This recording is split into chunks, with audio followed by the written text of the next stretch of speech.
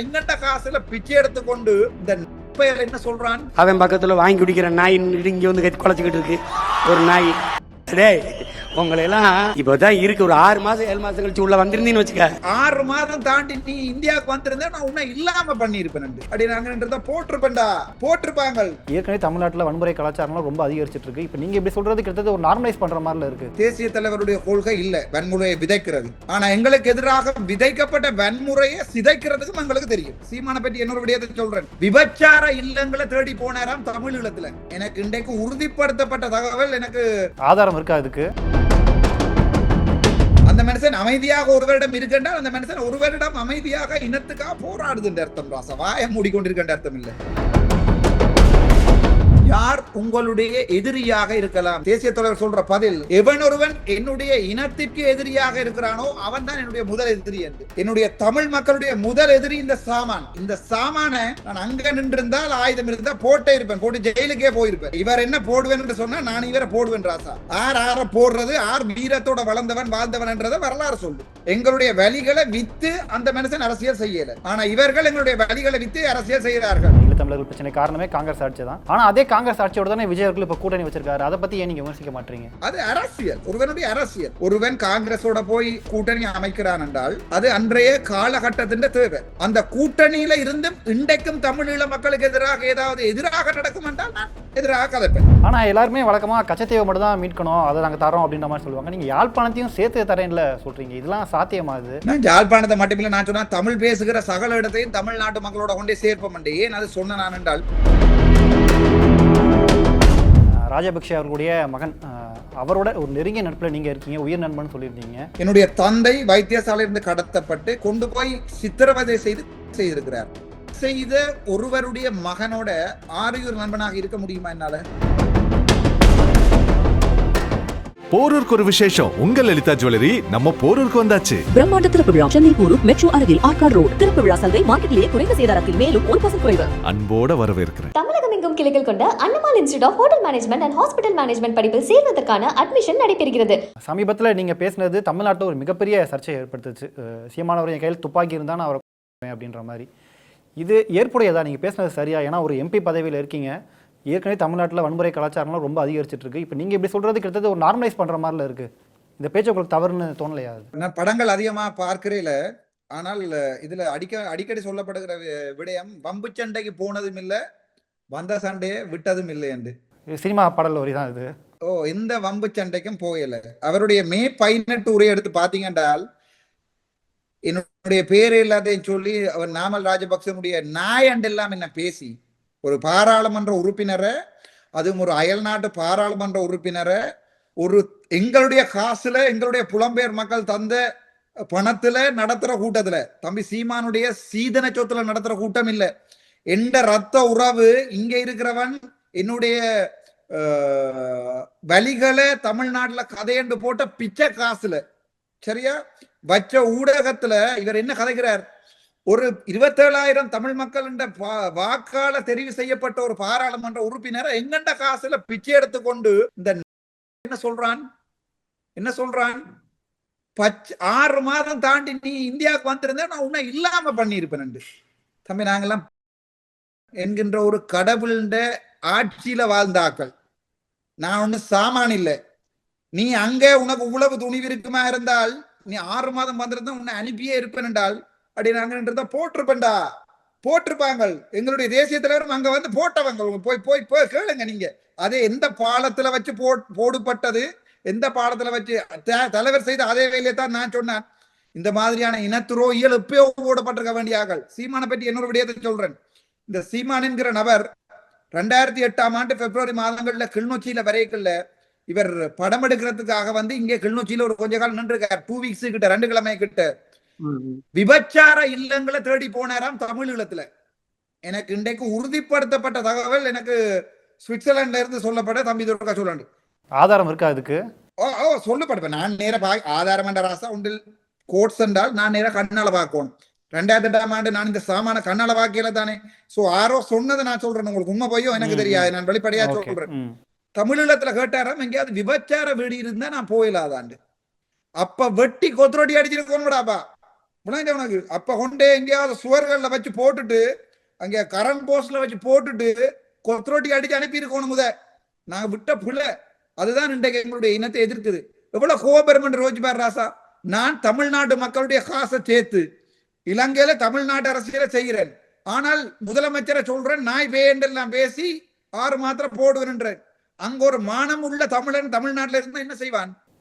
என்ன செய்வான் ராசா? நீ மானம் உள்ள ஆளுண்டா வந்து யாழ்ப்பாணத்துல சொல்லி இருக்கணும். அனுப்பியே இருப்பேன்டாப்பா, அனுப்பியே இருப்பேன். நான் ஜெயிலுக்கு போனாலும் பரவாயில்ல. எந்த இனம் எந்த இனத்தினுடைய படுகொலை எல்லாத்தையும் வித்து பிழைக்கிற எச்சை உனக்கு எவ்வளவு வாயிறு கொழுப்பு இருக்கணும்? ஒரு யாழ்ப்பாணத்துல இருந்து பாராளுமன்ற உறுப்பினரா தெரிவு செய்யப்பட்ட ஒருத்தனை 6 மாதம் கழிச்சு வந்து போட்டிருப்பேன் சொல்றதுக்கு சினிமாவில் கதைக்கலாம் ராசா. இல்ல அவர் விமர்சனம் பண்றா, அதுக்கு ஈக்குவலா நாமளும் பண்ணணும்ன்றது சரியாது. ஏன்னா இப்ப நீங்க விஜய் அவர்கள்ட்ட பிடிச்சதே அவருடைய பொறுமைன்னு சொல்றீங்க. விஜய் அவர்களை சீமான் எப்பெல்லாம் விமர்சனம் பண்ணிருக்காருன்றது தெரியும். விஜய் அவர்களும் பதில் கொடுக்கல, அமைதியா தானே இருக்காரு. நீங்களும் அந்த மாதிரி அமைதியா இருக்கலாமே, எதுக்கு அவருக்கு ஈக்குவலா நம்ம போகணுமா அந்த விஷயம்? ஓ, இதுக்கு ஈக்குவலா போக மாட்டேன் தானே கேக்குறீங்க? இதுக்கு நான் எங்களுடைய தேசிய தலைவரோட ஒரு வசனத்தை உங்களுக்கு சொல்றேன். வெளிய தந்தவனுக்கு திருப்பி கொடு. ஓகே, வாய் மூடி கொண்டு சொல்லி தேசிய தலைவர் சொல்லல. விளங்கிட்டா? வெளியவன் ஒருத்தன் தர்றானோ அவனுக்கு நீ திருப்பி குர்றான்னு தான் சொன்னவருடைய தலைவர். வாயை மூடி கொண்டிரன்னு சொல்லல. அந்த மனுஷன் அமைதியாக ஒரு வருடம் இருக்கின்றால் அந்த மனுஷன் ஒரு வருடம் அமைதியாக இனத்துக்காக போராடுதுன்ற அர்த்தம் ராசா. வாயை மூடிக்கொண்டிருக்கின்ற அர்த்தம் இல்லை. எந்த இன தேசிய தலைவர்கிட்ட ஒரு ஊடகவியலாளர் கேட்பார், யார் உங்களுடைய எதிரியாக இருக்கலாம், உங்களோட சுட வந்தா உங்களுடைய எதிரியான்னு கேட்பார். தேசிய தலைவர் சொல்ற பதில், எவன் ஒருவன் என்னுடைய இனத்திற்கு எதிரியாக இருக்கிறானோ அவன் தான் என்னுடைய முதல் எதிரி என்று. என்னுடைய தமிழ் மக்களுடைய முதல் எதிரி இந்த சாமான். இன்றைய மக்களுடைய முதல் எதிரி இந்த சாமான். ஆவே இந்த சாமான நான் அங்க நின்றிருந்தால் ஆயுதம் இருந்தா போட்டே இருப்பேன், போட்டு ஜெயிலுக்கே போயிருப்பேன். நேரவே சொல்றேன், போட்டேன். பாராளுமன்றத்துல சிறப்புரிமை எல்லாம் கதைக்கல. இவர் என்ன போடுவேன் என்று சொன்னா நான் இவரை போடுவேன் ராசா. ஆற போடுறது, ஆர் வீரத்தோட வளர்ந்தவன் வாழ்ந்தவன் என்றதை வரலாறு சொல்லு. சரிதானே? இதே நீ யாழ்ப்பாணத்துல வந்து காய்ச்சிருக்கேன். நான் தான் இந்தியா முழுக்க திரிஞ்சேன்டாப்பா. இந்தியாவில முழுக்க வந்து ரோட்டா திரிஞ்சேன். இந்த ஆம குச்சல் எல்லாம் போட்டிருக்கலாம் என்ன? அப்ப வன்முறையை விதைக்கிறது வந்து தேசிய தலைவருடைய கொள்கை இல்ல, வன்முறையை விதைக்கிறது. ஆனா எங்களுக்கு எதிராக விதைக்கப்பட்ட வன்முறையை சிதைக்கிறதுக்கும் எங்களுக்கு தெரியும். சரிதானே? நீங்க எங்கண்ட சனத்தின் காசுல பிச்சை எடுத்து மே 18 படத்தோட சொல்றீங்களா என்ன போடுவேன் நான் சிரிச்சிட்டு இருக்கணும். சரியா ராசா? அதுக்குரிய பதில் தான் அதை ஒழிய நான் சொல்லலையடா. நான் வந்து முதலே அப்படின்னா நான் இந்தியாவில் நிக்கிற நேரமே சொல்லிருக்கலாமே நான் சீமான போடுறேன். நாங்க எல்லாம் அப்ப ஆமை அடிக்கிற பழக்கம் எங்களுக்கு இல்ல. சிங்கம் புலி வந்து அடிக்கலாம், ஆமை கழுதையில எல்லாம் நாங்கள் சுடுவது இல்லை. நன்றி. இல்ல ஆனா வைகோ அவர்களாகட்டும் சீமான் அவர்களாகட்டும் நிறைய விஷயங்கள் ஈழத்தமிழர் பத்தி பேசியிருக்காங்க. ஆனா அந்த அளவுக்கு கூட விஜய் அவர்களை பத்தி பேசவே இல்லையா அதை பத்தி? ஆனா நீங்க விஜய் அவர்களுக்கு ஆதரவா இருக்கீங்களே, அது ஒரு கேள்வியும் எழுதுவீங்க. இந்த வைகோ அண்ணா தொடர்பாகவும் திருமாவளவன் அண்ணா தொடர்பாகவும் 2024ஆம் ஆண்டு ஜூனுக்கு பிறகுதான் நான் ஸ்டடி பண்ண ஆரம்பிக்கிறேன். இப்ப அரசியலுக்கு வந்தேன். அது வரைக்கும் நான் ஒரு வைத்தியராக இருந்தேன். அவை இவங்க என்னென்ன நல்லது செய்தார்கள் என்ன கெட்ட செய்தார்கள் முழு அறிவும் எனக்கு இல்லை, நான் ஓப்பனாவே சொல்லுகிறேன். ஆனா வைகோ அண்ணாவா இருக்கட்டும் அல்லது வந்து இந்த இன்னொருவர் வந்து இருக்கிறார் என்று சொல்லி ஒரு வீடியோ வெளியிட்டார், எனக்கு பேர் தெரியாது. இவர்கள் எப்படிப்பட்ட ஒரு இதை செய்கிறார் என்று யோசிச்சு பாருங்கள். எப்படிப்பட்ட ஒரு துரோகம் கொண்டு செய்யறாங்க பாருங்க. இப்ப எங்களுடைய இனத்துக்கு எதிராக மிகப்பெரிய துரோகம் கொண்டு அவங்க செய்து கொண்டிருக்கிறாங்க. அதனாலதான் எதிர்க்கிறேன். தளபதி அல்லது விஜய் அவர்கள் மே 18ஆம் தேதி அந்த நடந்த படுகொலையில அந்த வலிகளை நாங்கள் நெஞ்சில இருத்திக் கொள்கிறோம் என்று சொன்னாரா இல்லையா? சொன்னாரு. இதே மே 18 இந்த சீமான் என்கிற நபர் மேடையில என்னதை பற்றி காய்ச்சார்? தளபதிக்கு காசு கொடுத்தது நாங்களா? அதனாலதான் ரசா முதலமைச்சரை நான் நேசிக்கிறேன். எங்களுடைய வலிகளை வித்து அந்த மனுஷன் அரசியல் செய்யல. ஆனா இவர்கள் எங்களுடைய வலிகளை வித்து அரசியல் செய்கிறார்கள். ஆனா நீங்க தொடர்ந்து பேசும்போது இப்ப நிறைய பிரச்சனைக்கு காரணமே இங்க இருந்த காங்கிரஸ் ஆட்சி தான். ஈழத்தமிழர்கள் பிரச்சனை காரணமே காங்கிரஸ் ஆட்சி தான். ஆனா அதே காங்கிரஸ் ஆட்சியோட தானே விஜய் அவர்கள் இப்ப கூட்டணி வச்சிருக்காரு. அதை பத்தி ஏன் நீங்க விமர்சிக்க மாட்டீங்க? சரி, இப்படியே சொல்லுங்க. இப்ப முதலமைச்சர் விஜய் அவர்கள் போய் காங்கிரஸோட கூட்டணி அமைச்சிட்டாருன்னு வெப்பமன் ஒரு பேச்சுக்கு. இதே மாதிரி இலங்கையில தேசிய தலைவரால வளர்க்கப்பட்ட தமிழ் தேசிய கூட்டமைப்பு எந்த ஒரு கள்ள கூட்டம் சுருவத்துக்கு தெரிஞ்சதோ இபிடிபி என்று சொல்வார்கள், அதே கூட்டத்தோட அவர்களோட ஆபீஸ்ல போய் நட்புறவு பேசிக் கொண்டார்கள் இந்த உள்ளூராட்சி சபைகளை அமைக்கிறதுக்காக. இது அரசியல் வேற, விடுதலை போராட்டம் என்றது வேற. அரசியல்ல ஒரு நண்பனுடைய ஒரு எதிரினுடைய எதிரி நண்பன் ராசா. அரசியல்ல ஆனால் ஆனால் எங்களுக்கு போராட்டத்துல எல்லாமே எதிரிதான், எதிரிய கண்ணுக்கு தெரியும். ஆனால் இங்கே கண்ணுக்கு தெரியாது. ஆகவே அது அரசியல், ஒருவனுடைய அரசியல். ஒருவன் காங்கிரஸோட போய் ஒரு கூட்டணி அமைக்கிறான் என்றால் அது அன்றைய காலகட்டத்தின் தேவை. அந்த கூட்டணியில இருந்தும் இன்றைக்கும் தமிழீழ மக்களுக்கு எதிராக நடக்கும் என்றால் நான் எதிராக கதைப்பேன். உங்களுக்கு சொல்ற விளங்குதான் உங்களுக்கு. இன்றைக்கும் அந்த கூட்டணியோட சேர்ந்து இன்றைக்கும் எங்களுடைய தமிழீழ மக்களுக்கு துரோகம் செய்கிறார்கள் என்றால் நான் பிள்ளையா கதைப்பேன். கூட்டணியோட சேர்ந்த பின்னர் ரெண்டு பேருக்கும் ஏதாவது பிள்ளையாக நடந்திருக்கிறதா தமிழீழ மக்களுக்கு? சகல இந்திய ஊடகங்களும் தேசிய தலைவருடைய படத்தையும் போட்டு விஜயனுடைய ஸ்பீச்சையும் போட்டு அந்த எக்ஸ் தளத்துல போடப்பட்ட இதையும் போட்டு முதலமைச்சர் விஜய் அவர்கள் ட்ரிபியூட் செலுத்தினார் தான் சகல இந்திய ஊடகங்களும் போட்டிருக்குது. சோ நான் இங்க பார்க்கணும் ராசா என்ன தேவைக்காக இன்னொருத்தனோட போய் நிக்கிறாரு, எங்களை அழிக்கிறதுக்காண்டி நிக்கிறாருன்னா நாங்க எதிர்ப்போம். முதலமைச்சர் விஜய் அவர்கள் எங்களுக்கு அழிக்கிறதுக்காக காங்கிரஸோட கூட்டு சேரார் என்றால் நாங்கள் அன்றைக்கு எதிர்ப்போம். இன்றைக்கு அரசியல்ல நடக்கிற மாற்றங்களை வச்சு கூட நாங்க ஒன்றும் சொல்லலாது. எங்களை எரிச்சது காங்கிரஸ் தான், எங்களை எரிச்சது அதிமுக தான், எங்களை எரிச்சது திமுக தான். அதாலதான் இந்த மூண்டையும் நாங்கள் எதிர்த்தினாங்க, அந்த காலத்துல எதிர்த்தினாங்க. இன்றைக்கு யாருங்களை எதிர்க்கிறார்கள் என்றால் எங்களுடைய துரோகி. இன்றைக்கு எங்களை நேரடி எதிரி இல்லை, எல்லாமே துரோகிகளாலதான் எங்களுடைய போராட்டம் அளிக்கப்படுகிறது. நல்ல உதாரணம் கருணா, இந்த சீமான் போன்றவர்கள். ஓகே, ஆனால் எல்லாருமே வழக்கமாக கச்சத்தீவை மட்டும் தான் மீட்கணும், அதை நாங்கள் தரோம் அப்படின்ற மாதிரி சொல்லுவாங்க. நீங்கள் யாழ்ப்பாணத்தையும் சேர்த்து தரேன்ல சொல்றீங்க, இதெல்லாம் சாத்தியமாகுது? நான் யாழ்ப்பாணத்தை மட்டுமில்லை, நான் சொன்னா தமிழ் பேசுகிற சகல இடத்தையும் தமிழ்நாட்டு மக்களோட கொண்டே சேர்ப்போம். ஏன் அது சொன்ன நான் என்றால் உங்களுக்கு தெரியும், இலங்கை ஒன்றும் கேக் இல்ல வெட்டி கொண்டு அங்க வைக்கிறதுக்கு, சரிதானே? அதாவது எங்களுடைய கோரிக்கை என்னண்டா, நாங்கள் மாற்றான் தாயினுடைய பிள்ளைகள் என்று சிங்கள மக்களும் சிங்கள அரசியல்வாதிகளும் கருதினால் எங்களுடைய சொந்த மொழி பேசுகின்ற நாடு பக்கத்துல இருக்குது, தமிழ்நாடு. நாங்கள் அவங்களோட போய் வாழ்ந்து கொள்றோம், அவங்க எங்களை பாதுகாத்து கொள்ளுவாங்க என்றதான் என்னுடைய கதை. ஆகவே நாங்கள் நாட்டை பிரிக்க வேணுமா இல்லையான்றதை சிங்கள அரசியல்வாதிகள் சொல்லட்டும் என்பதுதான் என்னுடைய கதை. அதைத்தான் நான் அன்றைய தினம் பாராளுமன்றத்தில் சொல்றேன். நான் உங்களோட ஒற்றுமையா இருக்க விருப்பமா? சிங்கள மக்கள்கிட்ட கேட்ட கேள்வி, சிங்களத்துல கேட்ட கேள்வி, ஒற்றுமையாக இருக்க விருப்பமா? ஒற்றுமையாக இருக்கிறோம். இல்ல நீங்கள் எங்களுக்கு மருத்துவ வசதி, பாதை, ரோட்டு, எங்களுக்கு வாழ்றதுக்கு இடம், எங்களுடைய காணிகள்ல நீங்கள் இப்பவும் ராணுவ கேம்புகளை கட்டிதான் வச்சிருக்க போறீங்கன்றா நாங்க விடுங்கடாப்பா, நாங்க போய் இந்தியாவில போய் செய்து வாழ்றோம் தான் சொன்னாங்க. நாங்கள் அதனுடைய கோரிக்கையினுடைய முக்கியமான நோக்கம், ஒரு நாடென்று பொய் சொல்லி கொண்டு இந்த சிங்கள மக்கள் தமிழ் மக்களை மாட்டாந்தாயினுடைய பிள்ளைகள் மாதிரி, ஒரு அடிமைகள் மாதிரி சிங்கள மக்களுடைய அரசியல்வாதிகள் பார்க்கிறார்கள் என்பதுதான் அந்த கோரிக்கைக்குரிய காரணம். நான் தமிழ் பேசுகின்ற சகல பகுதிகளையும் தாரண்டு தான் சொல்லி இருக்கிறேன். போய் இணையும் நாங்க இந்தியாவோட வாழும் தான் சொல்லி இருக்கிறேன், மற்றபடி யாழ்ப்பாணத்தை மட்டும் சொல்லி. ஆனா இன்னைக்கு தேதியில இந்த தனி ஈழம் அப்படிங்கிறது சாத்தியமாகுது, நடைமுறைக்கு வருமாது?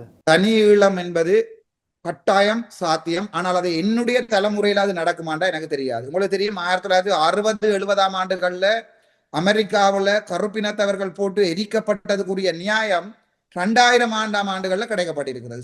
சில மாநிலங்களை அந்த கருப்பின மக்களுடைய படுகொலையை இன்றைக்கு வெள்ளக்காரரும் ஏற்றுக்கொண்டு அதுல கற்கள் பதிக்கப்பட்டிருக்கிறது. அதே மாதிரி எங்களுடைய 2009ஆம் ஆண்டு நடந்த என்ன 100 வருடம் தாண்டியும் கூட நிரூபிக்கலாம் உண்டு. மற்றது, இந்த நாட்டுல ஒற்றுமையாக வாழ வேண்டும் என்றால் சிங்கள மக்களும் தமிழ் மக்களும் சமமாக மதிக்கப்படணும். என்றைக்கு மதிக்கப்படையில்லை என்று எங்களுடைய தமிழ் மக்கள் சிந்திக்கிறார்களோ அன்றைக்கு எங்களுடைய தமிழ் மக்கள் தமிழீழம் கேட்பார்கள். அது தமிழீழம் என்பது தமிழ் பேசுகின்ற ஒவ்வொருவனுடைய கோரிக்கை. தற்சமயம் எங்களுடைய போராட்டம் தோல்வி பெற்றிருக்கிறது. ஆகவே நாங்கள் இங்கு அமைதியாக இருக்க விரும்புகிறோம். ஆனால் ஒவ்வொரு தமிழண்ட மனதிலையும் தமிழீழம் என்பது ஒரு கனவு, அதை யாராலும் மாற்றியலாது. இன்னொரு ரீசெண்டாக உங்க மீது சர்ச்சைகளும் வந்தது, அதை பற்றியும் பேசலாம்னு நினைக்கிறேன். ராஜபக்ஷ அவர்களுடைய மகன், அவரோட ஒரு நெருங்கிய நட்பில் நீங்க இருக்கீங்க, உயிர் நண்பன் சொல்லியிருந்தீங்க. இது ஒரு சர்ச்சையாச்சு, இதுக்கு எது விளக்கம் சொல்லணும்னு நினைக்கிறீங்களா? நாமல் ராஜபக்சவினுடைய தந்தையார் மஹிந்த ராஜபக்ச, அவருடைய பெரியப்பா கோத்தபாய ராஜபக்ச. அவர்கள் ஒரு காலத்துல சிங்கள மக்களுடைய ஜனாதிபதியாகவும் பாதுகாப்பு செயலாளராகவும் இருக்கைகள்ல தமிழீழ விடுதலை புலிகளுடைய காவல்துறையில 3ஆவதாக இங்கால் பக்கம் இருந்தது ராமநாதன், ராசையா ராமநாதன் என்னுடைய சொந்த தந்தை. அந்த போர் 2009ஆம் ஆண்டு முடிவுற நேரங்கள்ல என்னுடைய தந்தை காலில் காயப்பட்டிருக்கிற நேரங்கள்ல பதவியா என்கிற வைத்தியசாலைக்கு அனுப்பப்பட்டு அங்கே கடத்தப்பட்டு என்னுடைய தந்தை காணாமலாகப்பட்டிருக்கிறார். ஆகவே நீங்கள் கேட்கின்ற சீமான் மாதிரியான அரசியல் ரீதியான பதில் எனக்கு சொல்ல தெரியாது. எனக்கு என்னுடைய தந்தையை காணல ராசா. என்னுடைய தந்தை வைத்தியசாலையிலிருந்து கடத்தப்பட்டு கண்கள் எல்லாம் நன்றா சிங்களம் கதைப்பார். அப்ப அவரை கொண்டு போய் சித்திரவதை செய்திருக்கிறார். செய்த ஒருவருடைய மகனோட ஆரியூர் நண்பனாக இருக்க முடியுமா என்னால? வாய்ப்பு இல்லையா? அதான் கேட்குறோம். அது வாய்ப்பு இல்லை. ஆனா நான் அதற்காக பழி வாங்கிறதுக்காக, என்னுடைய தந்தையினுடைய இறப்புக்காக பழி வாங்கிறதுக்காக இன்று நான் சிங்கள மக்களை எதிர்ப்பனாக இருந்தால் அவர்கள் யாரை பழி வாங்குவார்கள்? என்ன நினைக்கிறீங்களா? ஒரு எம்பிஏ அப்படி அரெஸ்ட் பண்ணுவாங்க நினைக்கிறீங்க? இல்ல, யாரை பழி வாங்குவாங்க? இங்க இருக்கிற அப்பாவி தமிழ் மக்களை பழி வாங்குவாங்க. விளங்குச்சா உங்களுக்கு? அதாலதான் நான் சிங்கள மக்களுக்கு சிங்கள மொழி மூலம், எனக்கு சிங்களம் நல்லா கதைக்க தெரியும், எங்களுடைய வரிகளை சொல்றதுக்கு ட்ரை பண்றேன் ராசா. அப்பதான் நான் சொல்றேன் என்னென்றால், நாமல் ராஜபக்ச கூட எங்களுடைய வரிகளை புரிஞ்சு கொள்ளட்டும். எத்தனையோ எதிரிகள் போர்க்காலத்துல நண்பர்களா மாறி இருக்கிற வரலாறுகள் இருக்கிறது. ஆகவே எங்களுடைய வலிகளை புரிஞ்சு கொள்ளட்டும். எங்களுடைய 1,75,000 மேற்பட்ட மக்கள் செய்யப்பட்டிருக்கிறார்கள், இன செய்யப்பட்டிருக்கிறது. சர்வதேசத்தினுடைய விசாரணை கேட்டிருக்கிறோம். எந்த சர்வதேச நாடும் எங்களுக்கு உதவி செய்யல. இந்தியா உதவி செய்யும் என்று எதிர்பார்த்தாங்க. இந்தியா தான் எங்களை கழுத்தறுத்த நாடு, நேரடியாக சொல்லுகிறேன். அந்த நேரத்தில் தமிழ்நாட்டில் இருந்த அரசியல்வாதிகளா இருந்த அதிமுக திமுக எங்களை, அது முக்கியமாக திமுக எங்களை நாசமாக்கியது. சோ இப்ப எங்களுடைய இனத்துக்கு நடக்க வேண்டும் என்றால் நாங்கள் இந்தியாவிட்ட எல்லாம் கெஞ்சினாங்க எங்களுடைய சர்வதேச விசாரணைக்கு ஐக்கிய நாடுகள் சபையில வாக்கு போட சொல்லி. இந்தியா என்ன செஞ்சது? எங்கள்ட நடக்கலே என்றே சர்வதேசத்துல போய் சொன்னது. சோ இந்த நிலைமையில அந்த எதிரி பெட்டர் இங்க இந்தியா மாதிரியான துரோகிகளை விட, அதாவது மக்களுக்கான ஒரு நன்மை நடக்கணும் அப்படின்றதுக்காக தான் இந்த ஒரு நட்பு. மக்களுக்குரிய நன்மை நடக்க வேணும். என்னுடைய கருத்துக்களால என்னுடைய மக்கள் பழிவாங்க கூடாது என்றால் நான் தனிப்பட்ட ஒருத்தரை எதிர்க்கிறதுல இந்த பிரயோசனம் இல்லை. நாமல் ராஜபக்ச ஒரு எதிர்கட்சியில இருக்கிற பாராளுமன்ற உறுப்பினர், நானும் எதிர்கட்சியில இருக்கிற பாராளுமன்ற உறுப்பினர். நீங்கள் நினைச்சா நாங்கள் 2 பேரும் கத்தியால குத்தோணும், இந்த பேனையால குத்தி குத்தி அடிபடணும் நினைச்சால் அதுதான் அரசியல் முட்டாள்தனம். அங்கே எதிர்கட்சியில இருக்கிற பாராளுமன்ற உறுப்பினராக இருந்தாலும், என்னுடைய பரம வைரியாக இருந்தாலும், எதிர்கட்சியாக ஒன்றா தான் உட்கார்ந்துருக்கணும். என்னை விட 4 கதிரைகள் தள்ளித்தான் அவர் உட்கார்ந்துருக்கிறார். அதை விட முக்கியமான விடயம், இந்த தமிழ் தேசியம் என்று கதைக்கின்ற இந்த பொய் சொல்லுகின்ற சகல தமிழ் கட்சிகளும் நாமல் ராஜபக்சவனுடைய பண கொடுக்கல் வாங்கலால் தான் இங்க தமிழ் தேசியம் செய்கிறார்கள்.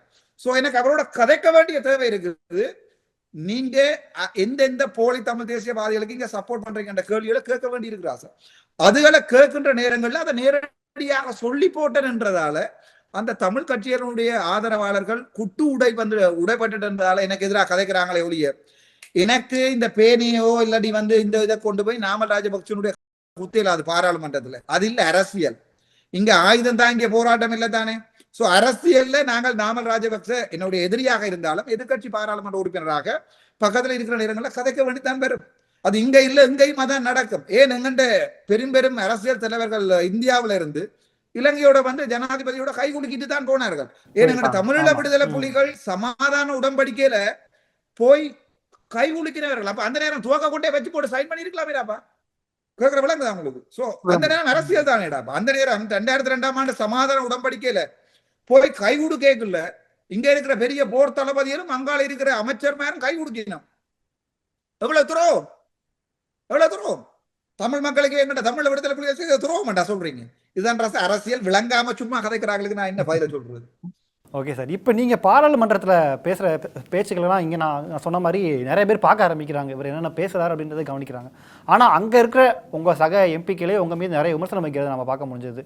பாராளுமன்றத்தை ஒரு மீன்ஸ் அந்த மாதிரி அவர் மாற்றிட்டாரு, அவர் ஒரு மனநோயாளி, இப்பெல்லாம் விமர்சனம் வருது. அதை நீங்கள் பர்சனலாக எடுத்துக்கிறீங்களா? நான் அதை பர்சனலாக எடுத்துக்கொள்கிறேன். ஏனென்றால் நான் கிட்டத்தட்ட 11 வருடங்களாக வைத்தியராக வேலை செய்தவன். கிட்டத்தட்ட 4-5 வருடம் மனநோய் வைத்தியசாலையிலேயே வேலை செய்தவன் நான். சோ ஒரு மனநோயாளியை பார்த்த உடனே இவர் மனநோயாளியா இருப்பாரா இல்லையான்றத இவரை கண்ணில் சுத்தி இருக்கிற கருவலயங்கள்ல இருந்து, இவருடைய கதைக்கிற கதையில இருந்து, இவருக்கு மேனியாவா, டிலூஷனா, பைபோலரா, சிசோப்ரனியாவா, சிசோ அஃபெக்டிவ் டிசோர்டரா அல்லது டிலூஷனா, கலுசினேஷனான்னு எனக்கு சொல்ல ஏறுன்ற ஆசா. இதாலதான் இலங்கை மருத்துவ சங்கம் மருத்துவர் என்ன 3545 என்ற ரெஜிஸ்ட்ரேஷன் நம்பரோட இங்க வைத்திருக்கிறது. அவை மனநோயாளிகளை எனக்கு பார்த்த உடனே சொல்லிடும் இவர் ஒரு மனநோயாளி என்று சொன்னால் அவருடைய மனம் கவலைப்படும் என்றதால நான் ஒரு மருத்துவர் என்றதால சொல்றேன். சோ அரசியல்ல ஒவ்வொருத்தனும் தாங்கள் நினைச்ச மாதிரி தான் ஒரு எம்பி நடக்கணும்னு நினைப்பார். ஒவ்வொரு ஓட் போட்டாங்க நினைப்பினம், ஓகே இவர் சீமானுக்கு சப்போர்ட் பண்ணணும், இவர் எல்லாரையும் சந்தோஷப்படுத்தணுமா என்றால் அரசியல்ல ஐஸ்கிரீம் தான் விற்கணும். நான் டெய்லி எங்களோட ஆபீஸ்ல இருந்து வலிக்கிட்டு ஐஸ்கிரீம் வித்து கொண்டு அப்படியே யாழ்ப்பாணம் முழுக்க வித்து கொண்டு ஃப்ரீயா கொடுத்து கொண்டு வந்தால் அன்றைக்கு எல்லாருமே சந்தோஷப்படுவார்கள். அரசியல்ல ஐஸ்கிரீம் விற்க இயலாது, அரசியல்ல சில கருத்துக்களை நேரடியாக சொல்லித்தான் ஆகணும். அப்படி இல்ல ஐஸ்கிரீம் தான் வித்து சந்தோஷப்படுத்திட்டா ஒருத்தர் சொல்லுவா தன்னோட ஃபெலூடா இல்ல, ஒருத்தர் சாக்லேட் இல்லைன்றுவான், ஒருத்தர் எனக்கு வெனிலா இல்லைன்றுவான். நாவே ஐஸ்கிரீம் வித்து கூட எல்லாரையுமே நாங்கள் நியாயப்படுத்த இயலாது. 2வது விடயம், 2009ஆம் ஆண்டு அழிக்கப்பட்ட என்று சொல்லப்பட்ட பிறகு 2016 வரைக்கும் எங்களுடைய தொடர்பாக எந்த தமிழ் அரசியல்வாதியும் சர்வதேச நாடுகள்ல போய் கதைக்கல. எந்த தமிழ் அரசியல்வாதும் இலங்கை ஊடகங்கள்ல போய் கதைக்கல. எங்களுக்கு நடந்திருக்கு, ஞாபகம் வச்சுக்கோங்க. பாராளுமன்றத்தில் கதைச்சிருக்காங்களே, கதைச்சா சிறப்புரிமை இருக்கு, ஆக்ஷன் எடுக்க இயலாது. இன்ற வரைக்கும் ஒரு சிங்கள தமிழ் ஊடகங்கள்ல போய் நடந்திருக்கிறது. எங்களுடைய மக்கள் அழிக்கப்பட்டிருக்கிறார்கள், எங்களுக்கு தமிழீழம் வேணும் என்று இந்த மிச்ச 10 அரசியல்வாதிகள் ஒருத்தன் கூட கதைக்கல. இதுவரைக்கும் சிங்கள ஊடகத்துல போய் எனக்கு தமிழீழம் வேணும் என்று சொல்றால் நான் இவர்களை எதிர்க்க வேணுமா, இவர்களை நான் என்ன பாராட்ட வேணுமா? பாராளுமன்றத்துக்கான டெக்கோரமா நீங்க சீர்குலைக்கிறீங்க அதை அப்படின்ற மாதிரி விமர்சனங்கள்லாம் வருது. இதே பாராளுமன்றத்துல படு தூசணத்தால பேசப்பட்ட வீடியோக்கள் உங்களுக்கு அனுப்புறேன். இதே பாராளுமன்றத்துல கதிரை தூக்கி சபாநாயகருக்கு அடிச்ச வீடியோ, அடிச்ச வீடியோ இருக்கு, நான் உங்களுக்கு அனுப்புறேன். இதே பாராளுமன்றத்துல மிளகா தூளை கொண்டு வந்து பெக்கெட்டா கட்டி கொண்டு வந்து எதிர்கட்சி பாராளுமன்ற உறுப்பினர்களுக்கு அடிச்சது நான் உங்களுக்கு அனுப்புறேன். இதே பாராளுமன்றத்துல இதே பொசிஷன்ல 2 அடிபட்டு குத்துப்பட்ட எல்லாம் உங்களுக்கு அனுப்புறேன். இவ்வளவு விஷயங்கள் நடந்திருக்கு. இவ்வளவும் இந்த பாராளுமன்றத்துல நடந்திருக்கிறது. பட்ட தூசணத்தால வாசுதேவ நாணயக்காரன்றவர் பட்ட தூசணத்தால கதைச்ச வீடியோவும் இருக்குது. அதே அவருடைய மகன் தான் மருமகன் தான் தற்போதைய அரசாங்கத்திட்ட நீதி அமைச்சர். இதே நீதி அமைச்சர் பாராளுமன்றத்துல கக்கூசு என்ற வார்த்தையை கூட பாவிச்சிருக்கிறார். நான் கூட எழுப்பி சொல்லி இருக்கிறேன், கக்கூசு என்ற வார்த்தையை கன்சார்ட்ல இருந்து அகற்றுங்கள் என்று. பாராளுமன்றம் ஒன்றும் புனித பூமி இல்லை, அது ஒரு நெறிகள் வாழுகிற இடம். இங்க ஒன்றும் டெக்கோரம் என்ற ஒன்றுமே இல்லை. இங்க முழுக்க ஏமாத்துறது.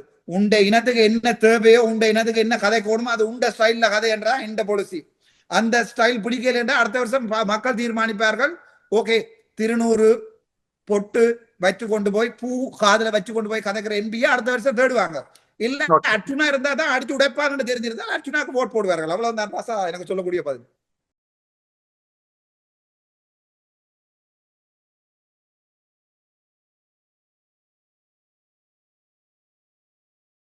தமிழகம் எங்கும் கிளைகள் கொண்ட Annamal institute of hotel management and hospital management படிப்பில் சேர்வதற்கான அட்மிஷன் நடைபெறுகிறது.